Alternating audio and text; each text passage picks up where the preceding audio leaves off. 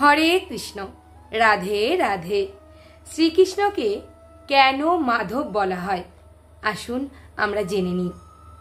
প্রথমত, মা কথাটির অর্থ লক্ষ্মী, ধপ কথাটির অর্থ স্বামী।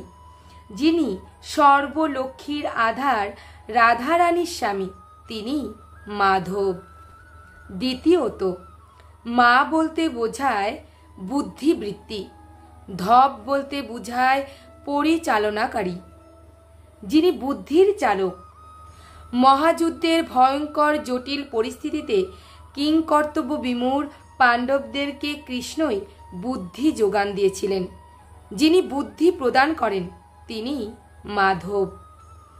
তৃতীয়ত, যদুর বংশধর বলে শ্রীকৃষ্ণকে যেমন যাদব বলা হয়, তেমনি যদু থেকে 29তম বংশধর মহাত্মা মধু রাজত্ব করতেন। মধুর বংশধারার অন্তর্ভুক্ত হয়েছেন বলে শ্রীকৃষ্ণকে মাধব বলা হয়। চতুর্থ, মা কথাটির অর্থ না, ধপ কথাটির অর্থ পতি। বিরহকাতরা গোপিকাগণ বললেন, তুমি আমাদের পতি নও, তুমি আমাদের সখা। তুমি যদি আমাদের পতি হতে তাহলে আমাদের পালন করতে, আমাদের ছেড়ে চলে যেতে না, কিন্তু আমরা তো পরের দ্রব্য।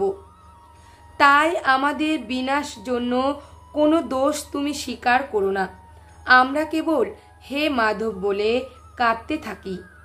পঞ্চমত, ম বলতে যুক্ত থাকা বোঝায়, আ বলতে সর্বতভাবে বোঝায়, ধপ বলতে আরাধ্য প্রভুকে বোঝায়। অর্থাৎ সর্বতভাবে যে আরাধ্য প্রভুর সেবায় যুক্ত থাকা উচিত তিনিই মাধব।